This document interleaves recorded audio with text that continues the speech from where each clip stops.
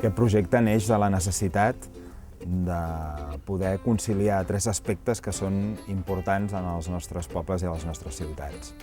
Per una banda, la necessitat de reduir l'impacte mediambiental de generació de residus, en aquest cas de residus alimentaris. També volien conciliar, eren les necessitats que tenen moltes famílies que, fruit d'aquesta situació de crisi econòmica, estan patint una situació de vulnerabilitat. I el tercer aspecte era la necessitat de poder fer una funció pedagògica dins dels centres de primària. El projecte Recuperem va sorgir poder fa més de 5 anys, primer com a un neguit del claustre de mestres, que quan acabàvem de dinar vèiem el menjar que havia sobrat de tota l'àpat del migdia i que aquest menjar, tant sí com sí, s'havia de llançar a les escombraries. Si té un banc d'aliments, funciona d'una manera, i si la població no té un banc d'aliments, funciona d'una altra. En el nostre cas, Rellinars és un poble petit, 700 habitants, i no disposa d'un banc d'aliments on hi hagi una nevera, un congelador i on hi hagi algú diàriament que se'n cuidi. Per tant, en el nostre cas, fem tot el cercle del projecte.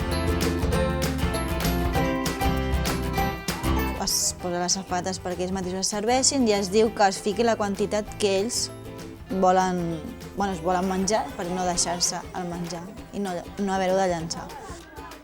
I el menjar que ha sobrat es posa en unes safates que ja venen per fer això i es posa el menjar dins, es tapa i es pesa i allà es posa quin menjar és, també si és sense llet, si és depenent del tipus de menjar, s'apunta quan pesa, la referència i el dia que s'ha fet.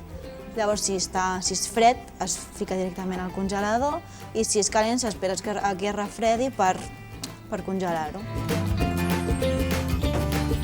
Jo rebo un correu de l'assistent social en què em diu quina família o quin veí, perquè el projecte Recuperem no va adreçat a les famílies de l'escola, és un projecte de poble.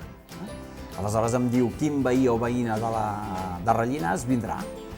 Aleshores, jo quedo amb aquest veí o veïna, ells ja saben que a l'hora de donar la carmanyoles és a la tarda, que no coincideixi amb entrades i sortides de famílies per garantir la seva intimitat. I cap mestre de l'escola sap qui són els usuaris de la campanya. En 2 anys hem aconseguit no llançar a les escombraries 10.000 àpats que finalment s'han pogut portar directament a famílies vulnerables que tenien necessitat. Durant l'últim any, de fet, s'ha incrementat un 50% la quantitat d'àpats. En aquests moments, aquest projecte, el Recuperem, està implantat a 17 escoles de 7 municipis diferents.